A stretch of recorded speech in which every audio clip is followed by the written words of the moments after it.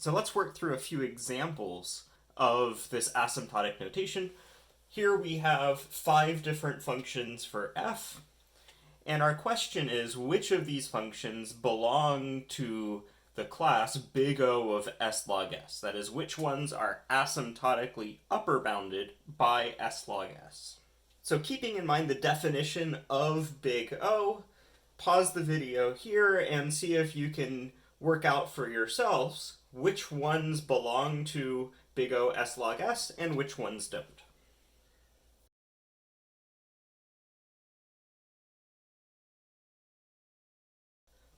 So welcome back. Let's go through which of these 5 do belong to big O s log s and which ones do not. So the functions that do belong to big O s log s are 1, so f of s equals 2s, as well as 2, 2s log s, 3, 1/2 s log of s squared, and 5, 3102. The only one of these 5 that does not belong to big O of s log s is s squared. And we're going to go through and demonstrate each of these together. So before we go and demonstrate each of these, let's remind ourselves of the definition of big O, and then also think through how we would actually go about showing whether or not f belonged to big O of g, f of s belonged to big O g of s. So our definition for big O required there to exist these two constants c and n naught to cause this inequality f of n is less than or equal to c times g of n to be true for every value of n beyond that choice of n naught. So in order to show that f of n does belong to big O of g of n, all we need to do is find two constants that will work to make that inequality true for every choice of n greater than n naught.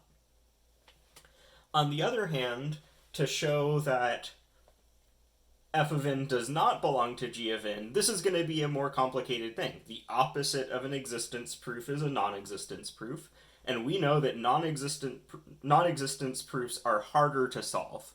So we have to show, to show that f of n does not belong to big O of g of n, we have to show that we can't find a pair of constants c and n naught to make that inequality true for all values of n greater than n naught. So what we're going to do is we're going to say that, well, I can demonstrate that this pair of constants doesn't exist because I'm going to be able to show that no matter what value of c might have been selected, there's always going to be some value of n naught where that inequality is going to be true for some larger n. So what we're going to do is we're essentially going to say that somebody else is going to get to pick c first, but once c has been picked, we're going to be able to pick whatever n naught that we want. We're going to show we can always do that in such a way that for some choice of n, the inequality is not going to be true. So first, let's work through a few of these examples that demonstrate that f of s does belong to big O of s log s. So let's start with this first one. F of s is equal to 2s.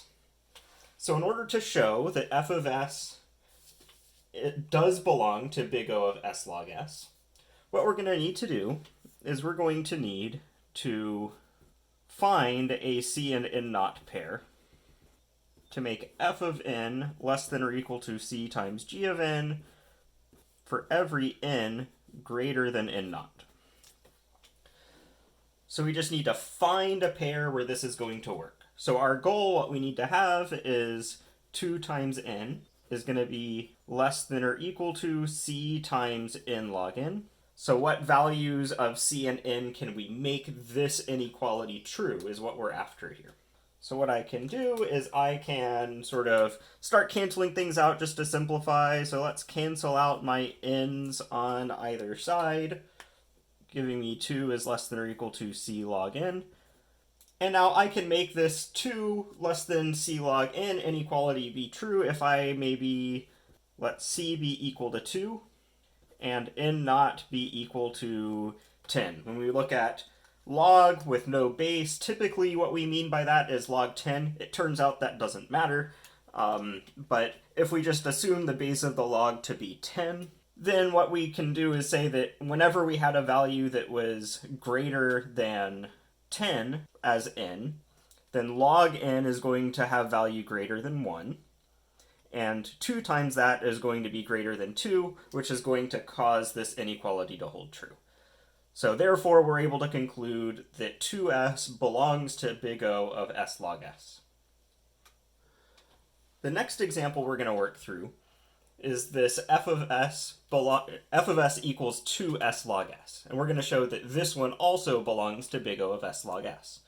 So once again, we need to find values of c and n naught such that for any n greater than n naught, we can have that 2n log n is going to be less than or equal to c times n log n.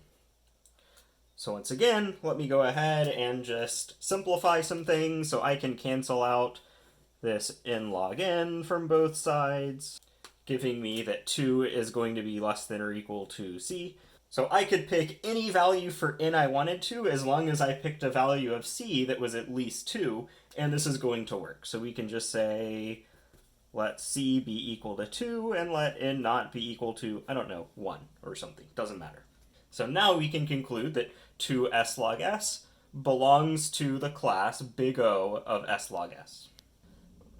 So the next one we're going to look at is f of s equals 1/2 log of s squared. Now, this one might be the most surprising to you. So the reason that it turns out this one does belong to s log s is because of the properties of logs. So let's just start the same way that we started with the previous ones. We need to find a c and an n naught such that for any n greater than that n naught, this inequality is going to hold true, where 1/2 n log of n squared is less than or equal to c times n log n. So now the trick that we have here is actually in the log rules and how logs apply to exponents. So when we have an exponent kind of on the inside of the log, what we can actually do is make that a coefficient on the outside of the log. So it turns out that log of n squared is equal to 2 times the log of n. So what that means is we can take this 2 that's inside the log and move it as a coefficient on the outside to cancel with the 1/2. So this means that n log n needs to be less than or equal to c times n log n, meaning that 1 needs to be less than or equal to c. So we can say let c be equal to 1, and n naught, again, doesn't matter what n naught is, let that be equal to 1 as well.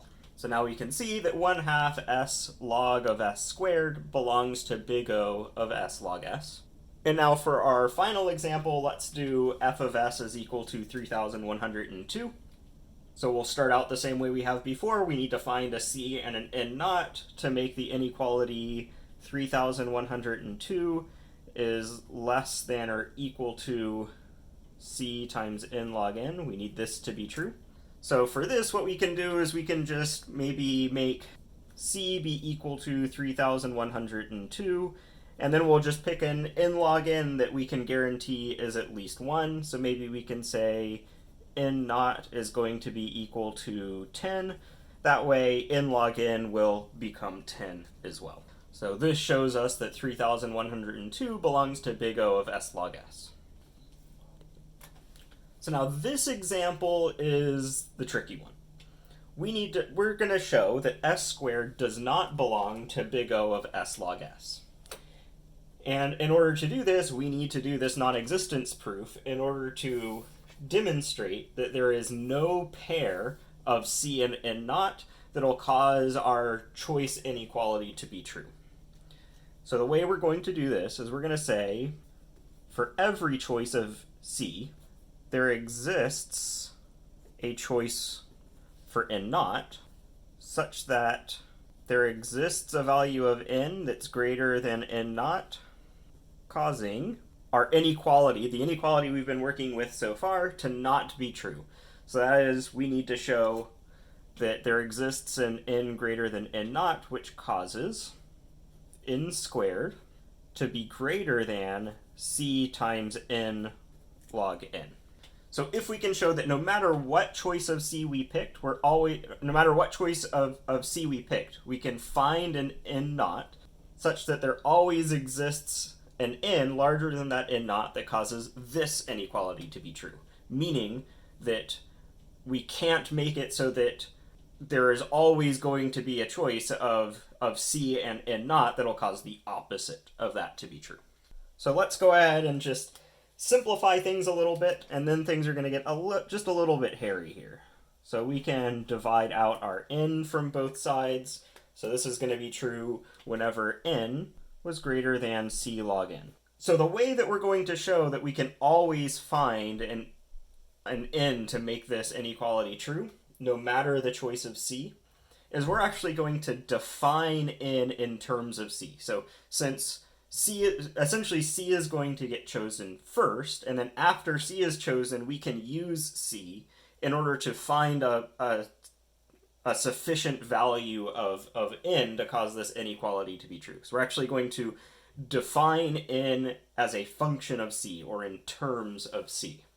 Now, the way that we're going to go about defining n in terms of C is we're actually going to do this as a proof by cases. So we're going to have 3 cases for what the value of C might be, and then we're going to pick our value of n in a different way depending on that choice. So the 3 cases that we're going to look at are the case where C was less than or equal to 1, the case where C was between 1 and 10. That should be strictly less than, not less than or equal to, I apologize. Or the case where C was at least 10. So let's look at case 1 first. This is the case where C is less than or equal to 1. Now, the important thing to note when C is less than or equal to 1, this is going to be where kind of the motivation for this is that if C is less than or equal to 1, the log of C is less than or equal to 0. So that's the first important thing that we need to recognize here. And what we're trying to show then is that when C is less than or equal to 1, we need to pick some value of n that's going to cause n to be greater than C log n. And that n is going to be a function of C. So what I'm going to do is I'm going to say let n be equal to C in this case. So if we let n be equal to C, let's plug in C for n in this inequality. So we'll have that C is greater than C log C. So now when we look at this inequality, we know that C is less than or equal to 1, but on our definition for big O, C still had to be positive. So that means that the right-hand side of this inequality is positive. But the log of C was either going to be 0 or negative, so the right-hand side was going to be 0 or negative because of the log C that exists on the right-hand side here, so that means the left-hand side must be greater. So if C is less than or equal to 1, we can just say let C be equal to n, and that will work. Now let's look at case 2, where C is strictly between 1 and 10. So in this case, the key idea to recognize is that if C is between 1 and 10, 10 being the base of the log that we have in this case, that means the log of C is positive, but it's going to be less than 1. So when C is less than 10, then that means the log of C is going to be less than 1. And our goal is to make it so that n is going to be greater than C log n for some choice of n in terms of C. So what we can do is we can let, again, n be equal to C, so that in this case, when we plug things in, we'll have C is greater than C log C. This is what we're after. We want C to be greater than C log C. But in this case, we have that C is greater than 1. This is greater than 1, but the log of C, that was going to be less than 1. So basically, the right-hand side is going to be some fraction times C, whereas the left-hand side is C. So that means the right-hand side must be bigger, so this works to satisfy our inequality. So finally, let's look at case 3, where C is going to be at least 10, meaning the log of C is going to be larger than 1. So in this case, the log of C is going to be larger than 1. And once again, our goal is to say that n is greater than c log n. And the value that I'm going to pick for this is I'm going to say let n be equal to c cubed in this case. So now let's plug things in. So we have c cubed is going to be greater than c times the log of c cubed. So this is equivalent to saying c cubed is greater than 3c log c, which is equivalent to saying c squared is greater than 3 log c. And just to make it a little bit more clear why this inequality is true, this is the same as saying c times c is greater than 3 log c. So let's look at why this is true. The left-hand side is the product of two things. The right-hand side is the product of two things. What I can show is that both things I'm multiplying together on the left are greater than both things on the right, which means that the left-hand side is going to be greater than the right-hand side. So here we said that c was going to be at least 10 for this case 3, meaning that this c is going to be larger than this 3. So this inequality is definitely going to be true so long as c is greater than log c, which is also going to be true for c is greater than 10. So this inequality is true as well. So we have c is greater than 3 and c is greater than log c. So the product of c with c must be greater than the product of 3 with log c, meaning this inequality is again true. And so no matter what value of c that's picked, I can always find a sufficiently large n to make this inequality true, meaning that it can't be that s squared belongs to big O of s log s.